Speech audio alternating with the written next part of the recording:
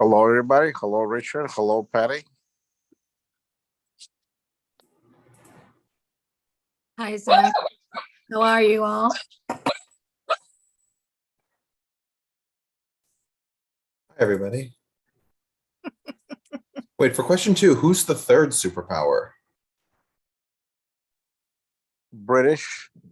Oh, okay. Soviet Union, Yeah, and- Russia, right, in the United States. Okay. Yeah, I thought so, Zach. Like, shall we discuss the obvious? Yeah, that's crazy. They think that a lot of people say that he is actually not dead and he's coming back for revenge. Yeah, well, you know about conspiracy theories, right? Some people can't live without them.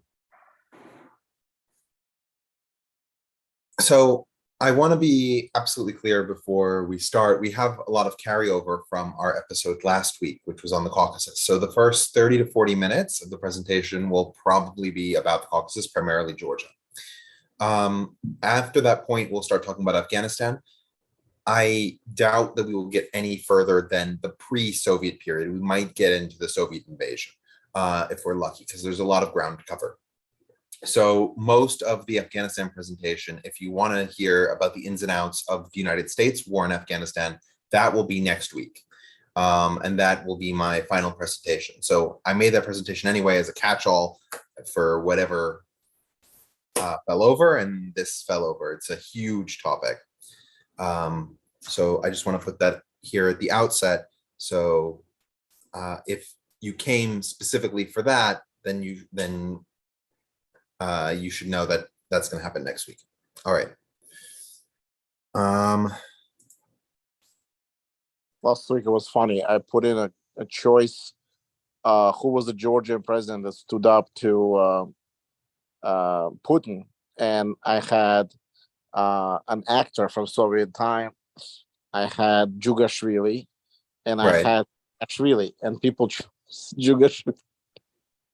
I mean, I think your question was actually who was the first Georgian to reject Russian power or something like that, because I remember thinking that the right answer was Gamsakhurdia, who was the first Georgian president.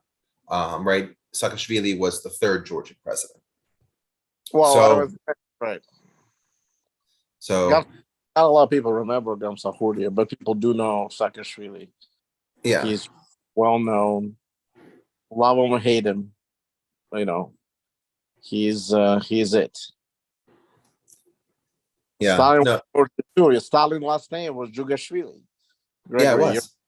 Yeah, no, I think he realized very quickly on that no Russian would be able to pronounce that.